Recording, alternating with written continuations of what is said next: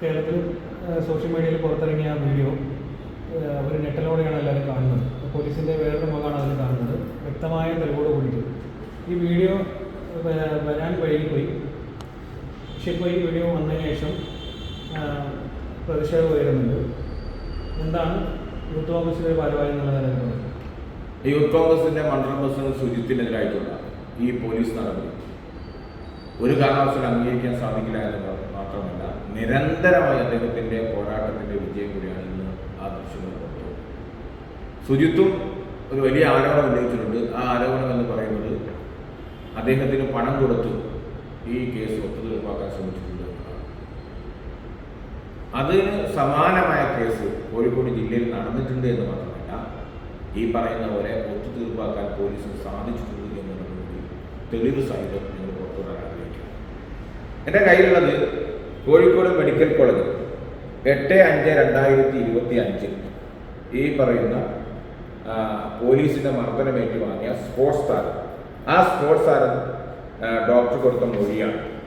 ആ മൊഴിയിൽ കൃത്യമായിട്ട് അദ്ദേഹം പറയുന്നുണ്ട്, എനിക്ക് ബാങ്കിൽ ക്യൂ നിൽക്കാൻ പോയതിൻ്റെ പേരിൽ ഒരു ഹവാല കേസുമായി ബന്ധപ്പെട്ടുകൊണ്ട് പ്രതികളെ അറസ്റ്റ് ചെയ്യാൻ വന്ന പോലീസിൻ്റെ സ്പെഷ്യൽ ടീം അദ്ദേഹത്തെ ക്രൂരമായി മർദ്ദിക്കുകയും അതിലില്ല എന്ന് പ്രതികൾ ഉൾപ്പെടെ അദ്ദേഹം ഉൾപ്പെടെ കരഞ്ഞ് കാല് പിടിച്ചിട്ടും പോലീസ് വിട്ടില്ല എന്ന് മാത്രമല്ല, മേപ്പയൂർ പോലീസ് സ്റ്റേഷന്റെ അകത്തും പുറത്തും വെച്ച് ക്രൂരമായി മർദ്ദിച്ചു എന്നുള്ള മെഡിക്കൽ റിപ്പോർട്ട്. ഈ റിപ്പോർട്ടിന്റെ അടിസ്ഥാനത്തിൽ അദ്ദേഹം അതോടൊപ്പം തന്നെ ഈ അടികിട്ടിയതിന്റെ അടിസ്ഥാനത്തിൽ അദ്ദേഹം പോലീസ് സ്റ്റേഷനിൽ കംപ്ലൈന്റ് കൊടുക്കുകയും, പക്ഷെ പോലീസ് FIR ഇടാതെ നീട്ടി വലിച്ചു കൊണ്ടുപോയി അദ്ദേഹത്തിന്റെ ജ്യേഷ്ഠനെയും അദ്ദേഹത്തിന്റെ കുടുംബത്തെയും നിരന്തരം സമ്മർദ്ദം ചെലുത്തി. ജ്യേഷ്ഠൻ അവസാനം ജോലിക്ക് പോകാൻ പറ്റാത്ത സാഹചര്യം വരെ ഉണ്ടാക്കിക്കൊണ്ടാണ് ഈ കേസിൽ നിന്ന് പോലീസ് തടിതപ്പിയിരിക്കുന്നത്. അത് മാത്രമല്ല, സ്പെഷ്യൽ ബ്രാഞ്ച് ടീമുണ്ട് ഇവിടെ. അത്തരത്തിലുള്ള ടീമുകൾക്കൊക്കെ അറിയാം ഇങ്ങനെ മർദ്ദനം നടന്നിട്ടുണ്ട് എന്നുള്ളത്. മർദ്ദനം നടന്നത് കൊണ്ടാണല്ലോ പണം കൊടുത്തും മറ്റു സ്വാധീനം ഉപയോഗിച്ചുകൊണ്ട് പോലീസ് ഇത് അടിച്ചമർത്താൻ ശ്രമിച്ചത്. അതേപോലെ തന്നെ അത് തേച്ചു മാറ്റാൻ ശ്രമിച്ചത്.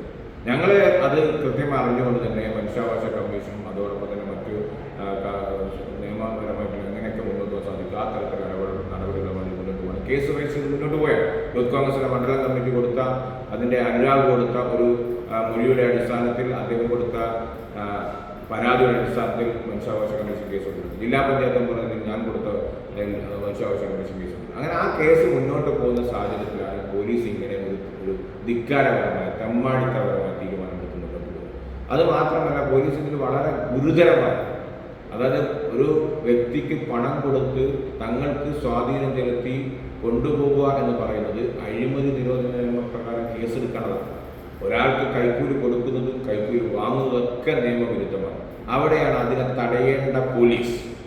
ഇവിടെ കൈക്കൂലി കൊടുത്ത് ഒരു കേസ് തയ്ച്ചു മാറ്റി കളയാൻ ശ്രമിച്ചു. തൃശ്ശൂർ സുജിത്ത് ഒരു യൂത്ത് കോൺഗ്രസിന്റെ മണ്ഡലം പ്രസിഡന്റ് ആയതുകൊണ്ടും പൊതുപ്രവർത്തകനായതുകൊണ്ടാണ് തേച്ചു മാറ്റി കളയാൻ സാധിക്കാത്തത്. ഇവിടെ ഒരു സാധാരണക്കാരനായ പാവപ്പെട്ട ഒരു സ്പോർട്സ് താരത്തെ അവനെ മൃഗീയമായി മാനസികമായി പീഡിപ്പിച്ചു. അങ്ങനെ തന്നെ പറയാം, മാനസികമായി പീഡിപ്പിച്ചിട്ടാണ് അദ്ദേഹത്തിന്റെ കുടുംബത്തെ മാനസികമായി പീഡിപ്പിച്ചാണ് ഈ തേച്ചു മാറ്റി കളഞ്ഞിരിക്കുന്നത്. അതുകൊണ്ട് ഞങ്ങളൊരു കാര്യം കൃത്യമായി പറയുന്നു, ഈ പോലീസ് ഉദ്യോഗസ്ഥന്മാർക്ക് നടപടി ചെയ്യണം. അതോടൊപ്പം തന്നെ ഞങ്ങൾ വെല്ലുവിളിക്കാൻ ആഗ്രഹിക്കുക, ഈ പറയുന്ന പോലീസിന് ധൈര്യമുണ്ടെങ്കിൽ ഈ പറയുന്ന ദിവസത്തെ മേപ്പയൂർ പോലീസ് സ്റ്റേഷനിലെ CCTV ദൃശ്യങ്ങൾ പുറത്തുവിടാൻ അവർ തയ്യാറാണ്. അതോടൊപ്പം തന്നെ ഞങ്ങൾക്ക് കേരളത്തിലെ ആഭ്യന്തര വകുപ്പിനോട് സൂചിപ്പിക്കുന്നത്, കേരളത്തിൽ അങ്ങുനിങ്ങുമുള്ള CCTV ദൃശ്യങ്ങൾ നിങ്ങൾ ഇതേപോലെ പരിശോധിക്കാൻ നിന്ന് കഴിഞ്ഞാൽ ഇതിനെ 100 കണക്കിന് സാധാരണക്കാരായ ആളുകൾ ഇങ്ങനെ പ്രയാസം അനുഭവിക്കുന്നത് കാണാൻ സാധിക്കും. ആഭ്യന്തര വകുപ്പ് എന്ന് പറയുന്നത് ഇന്ന് കേരളത്തിൽ ഇല്ലാതായിരിക്കുകയാണ്. നമ്മൾ സാധാരണ പരിഹാസ രൂപേണ പറയാറുണ്ട് അവിടെ വാഴ വെക്കണമെന്നത്. ഇവിടെ വാഴ പോയിട്ട് അവിടെ കൂമ്പ് ചീർണിച്ച് ഇല്ലായ്മ ചെയ്യുന്ന സ്ത്രീയിലേക്ക്, അങ്ങനെ അവിടെ ഒരു വാഴ പോലും ഇല്ലാത്ത അവസ്ഥയിലേക്ക് കേരളത്തിൽ ആഭ്യന്തര വകുപ്പ് മാറിയിരിക്കുന്നു. കൂമ്പ് പൊടിഞ്ഞിരിക്കുന്നു. ആ പൊടിഞ്ഞിരിക്കുമ്പോൾ സ്വാഭാവികമായി പൊടിഞ്ഞിരിക്കുക എന്ന് പറഞ്ഞാൽ നമ്മൾ വാക്കുപയോഗിക്കുമ്പോൾ അതിന് ഒരു സാധ്യതയും ഇല്ല എന്നതാണ്. ആ തരത്തിലേക്ക് ആഭ്യന്തര വകുപ്പ് തകർന്നതിൻ്റെ ഏറ്റവും വലിയ ഉദാഹരണമാണ് ഇത് പുറത്തുവരുന്നത്. കൊടിസുനിമാരാണ് കേരളത്തിലെ ആഭ്യന്തര വകുപ്പ് കൈകാര്യം ചെയ്യുന്നത് എന്നുള്ളതാണ് ഞങ്ങൾക്ക് സൂചിപ്പിക്കുന്നത്. ഇങ്ങനത്തെ ഒരു സംഭവത്തിൽ വ്യക്തിപരമായിട്ട് ഈ പരാതിയൊക്കെ അവർ മുന്നോട്ട് പോകണോ അല്ലെങ്കിൽ പാർട്ടി ഏറ്റെടുത്ത് തന്നെയാണ് അവർ? അല്ല, ഞങ്ങളത് പാർട്ടി ഏറ്റെടുത്ത് മുന്നോട്ട് പോകുന്നുണ്ട്, അതനുസരിച്ച് മുന്നോട്ട് പോകുന്നുണ്ട്. പക്ഷേ ഇവിടെയും ഇരകൾ വന്നിട്ട് പറയണമെന്ന് പറയുമ്പോൾ ഇരകൾക്ക് സമ്മർദ്ദമുണ്ട്. സാധാരണക്കാരാണ് അവർ പോലീസ് സംവിധാനത്തെയാണ്, ഒരു ഗവൺമെന്റ് സംവിധാനത്തെയായിട്ടാണ് ഏറ്റുമുട്ടുന്നത്. ആ ഏറ്റുമുട്ടുമ്പോൾ അവർക്ക് സ്വാഭാവികമായിട്ടും ബുദ്ധിമുട്ടുണ്ട്, പ്രയാസമുണ്ട്, പേടിയുണ്ട്. അതുകൊണ്ട് പൊതുപ്രവർത്തകർ എന്ന രീതിയിൽ, അവൻ്റെ ഒരു ജനപ്രതി എന്ന രീതിയിൽ ഇതുമായി ശക്തമായി മുന്നോട്ട് പോകും. ഇതിൽ കൃത്യമായ നടപടി സ്വീകരിച്ചില്ലെങ്കിൽ ഞങ്ങൾ കോടതിയിൽ പോകും, നിയമപരമായ പോരാട്ടം നടത്തും. ഈ CCTV ദൃശ്യങ്ങൾ എത്രയും പെട്ടെന്ന് പുറത്തു കൊണ്ടുവരാനുള്ള സംവിധാനങ്ങളായി ഞങ്ങൾ മുന്നോട്ട് പോകും. ഇപ്പോൾ ഈ അടുത്ത കാലത്തായിട്ട് നടത്തുന്ന പ്രതിഷേധങ്ങളിൽ പോലീസിൻ്റെ ഭാഗത്തുനിന്ന് കുറച്ച് പ്രകോപനപരമായിട്ടുള്ള കാര്യങ്ങൾ വരുന്നുണ്ട്, പ്രത്യേകിച്ച് ഈ കോഴിക്കോട് മേഖലയുണ്ട്. അപ്പോൾ കേരളത്തിൽ ഉടനീളമുള്ള പോലീസിൻ്റെ സ്വഭാവം ഈ മാറ്റത്തിലേക്ക് പോകണമെന്നാണ് 100%. എന്നുവെച്ചാൽ പോലീസ് അസോസിയേഷൻ്റെ ഭാരവാഹികളൊക്കെ പഴയ SFI DYFI ഭാരവാഹികളാണ്. അപ്പോൾ സ്വാഭാവികമായിട്ടും അവരുടെ രാഷ്ട്രീയം കാണിക്കുകയാണ്.